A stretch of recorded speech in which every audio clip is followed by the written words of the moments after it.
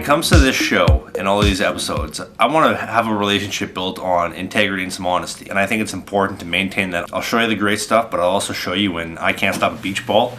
And the other night was one of those nights. Playing senior hockey for a couple weeks now, and I got pumped for 10 goals. Well, 9 plus an empty netter, so we'll chalk it up to 10. I have such high expectations for myself to dominate and to be successful and to be that game breaker and do everything right and be an absolute machine where I'm flawless, that sometimes I can't do anything right. I wasn't playing very well. I was making a lot of simple mistakes. How are we going to rebound and how are we going to go from here? I'm very lucky right now where I got a couple pokers in the fire as far as pro opportunities coming up for the future. One that I'm very optimistic about will happen very soon. Probably don't deserve those 2 opportunities right now the way I've been playing, but hopefully those work out. I'm going to show you the first period, third period, and like 30 seconds of the second off to McGregor for those highlights. Hope you enjoy.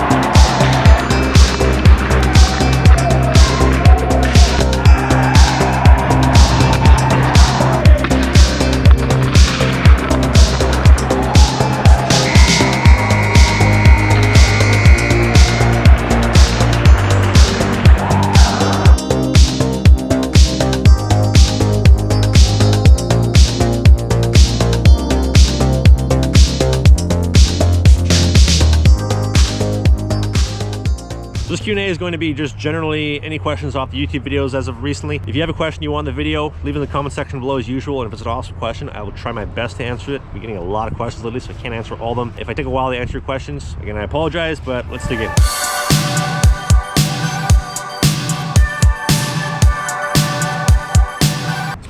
How did you learn how to juggle? Let me show you right now. When I first started, So you just need the right teacher, like everything. I was so slow at it. I just kind of kept building at it, like every day. Keep trying for like 20 minutes, 30 minutes a day-ish. Then after that, I wanted to implement a movement.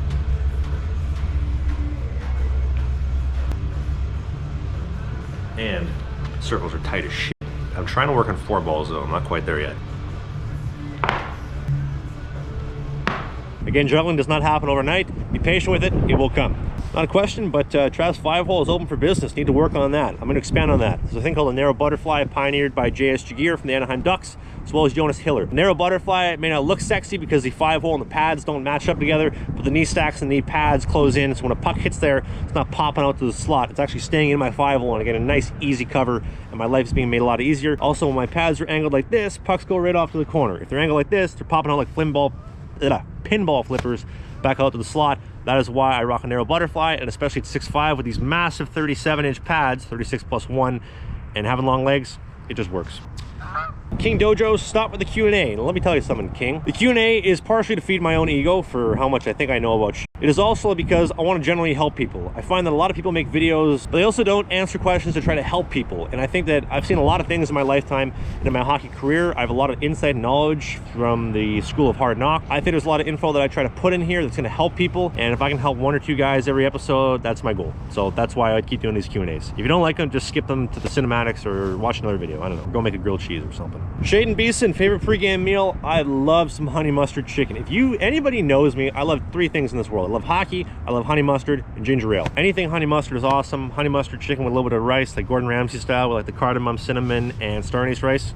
Fantastic. For your glove side, do you recommend wearing a baseball glove under your hockey glove? I see a lot of pros using that. Yes, guys like Tuukka Rask, Henrik Lundqvist use them. I used to do that. I tried it for about 6 months, trying with the baseball catcher's mitt on. Wasn't a fan of it, just didn't work for me, but it works for other people. So, like the old saying goes, different strokes, different folks. I noticed you still use cowlings in your skate, but with recent advances in technology, do you think cowlings will be completely eliminated from any goal skate? I think they're going to get to that point at some point. I know they've already phased with the foam core sticks. I'm sure that the cowling option won't be around for too much longer. I love the cowling, as I've talked about in many other videos, because it's lower to the ice. It's not as much stress on my knees and my ankles. The RVH incorporation on that cowling, as opposed to a 2-piece or a cowling-less skate, I think is second to none. And I just like the look of it as well. So I would only use a Bauer cowling, like the Vertex 2s, the 3mm. So if Bauer says we're not going to make them ever again, I'm probably going to buy like 10 of them, and I'm going to pray to God that those things last for the rest of my life. So that's what I think about the cowling issues. Great question, William Constant. When do you start paying big money and getting high-end gear? I got my first ever custom set when I was 16. Funny story. My mom and my dad made me a deal when I was 16 that if I made AAA, which I'd never made before, they would buy me a full custom set, which was $3,000 at the time. It was a custom set of P4. Well, I'm 100% positive, still to this day, 7 years later, that they both said, he's never going to make it. We'll make him the bet, and we'll be like good parents. Well, guess what? I made it. And they dished out the money to get me the set of pads. So that was my first ever custom set of gear. First ever custom set that I bought out of my own dime would be my custom Brian's checkerboard set, like full on, like big money for gear. Or sorry, my Brian's Sub-Zero 3s. That would have been in 2016. I also bought my Brian's checkerboards for $5,000, and I bought my recent Warriors. I got a smoking deal on those for like 2,800 or 2,700 bucks with tax and everything. So spending big boy money on big boy gear for a while. I highly recommend it if you have the cash. It is night and day better protection and performance wise than the other stuff. Would you shut up? I'm trying to do a Q&A here. What do you think about ferrets? What's your favorite animal in general? Ferrets scare the shit out of me. I don't like ferrets at all. If you watch the videos, you know I love my cat. I like dogs too. Dogs are cool. Dogs are kind of a pain in the ass to clean up after and take care of, but I love cats. Paul Branchard, do you use any mental tricks to keep your focus during a game to avoid negative thoughts about your performance? Yes. This is one of the biggest things, like I've talked about, that I changed this to in my game over the summer. Positive self-thought, a lot of deep breathing, relax, right? Think about the game. Think about staying in the moment, not thinking about, oh, I might screw up in the future. I've screwed up in the past. We're going to stay in the moment. We're going to think about everything that's happening in this moment, keep things positive. It's not 100% foolproof. You're going to have games where you suck. You're going to have ice times where you can't stuff a beach ball. But I found that since I implemented that in my game, I've been way more consistent. So that's my best advice on that, Paul. Thank you for watching and commenting regularly, Paul. I see your comments all the time. What size twig do you use, and do you prefer a certain curve? I always use 26-inch sticks, even though being a big guy at 6'5", I find that 25.5 to 26.5 is that sweet spot. And I say 26 because some sticks are a little bit taller, some sticks are a little bit shorter, 26 inches. And as far as a curve, Give me a freaking banana blade curve, like the Ovi curve, the Marty McSorley 93 curve from the Montreal LA Cup final. Stick measurement has been called. It's the stick of Marty McSorley. And McSorley is crushed. That's the kind of curve that I want, because that thing will launch pucks in the air for sauce bombs down to the far blue line. Shots off faster. I can cradle the puck better. You want a big curve, I think. A lot of people would disagree with me though. What stretches do you use to work on your splits? The splits is a very interesting topic because everybody's obsessed with it. They think that I'm just gonna get into a full split, so I'm gonna do it. Well, guess what? It's not how it works. Actually, your hips have a lot to do with it. So if you're working on a lot of hip stretches and easing into things, your body doesn't like to be forced into doing anything. So if you're gonna force into a full splits the second you wake up, it ain't gonna respond well. I got some clips here I'm gonna show you. These are some stretches that I do and that I think you should do if you wanna get into a full splits or get closer to it. Granted, I'm not as flexible as I used to be because I need hip surgery. I got 2 partially torn labrums and I got double cam.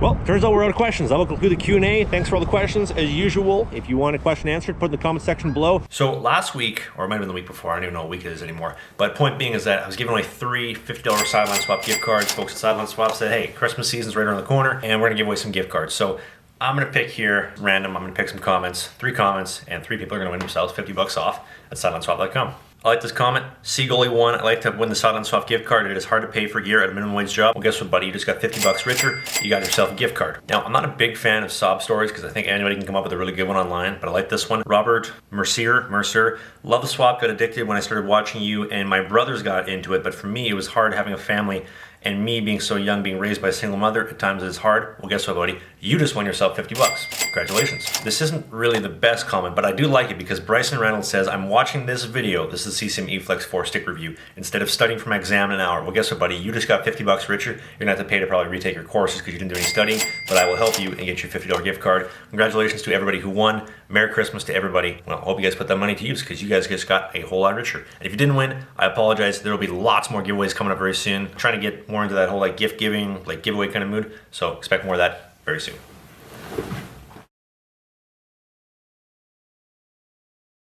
Now, we'd like to remind you to go to sidelineswap.com. Sideline Swap will not pump you for 10 goals at any point in time in your lifetime. I like to hope not. They got smoking deals on pro return, new and used sport equipment. It's the only place that I would shop secondhand, and I get paid a lot of money to tell you this. I'm going to keep telling you this until I stop getting paid. Go to the website. I'd recommend it. I'll see you in the next video.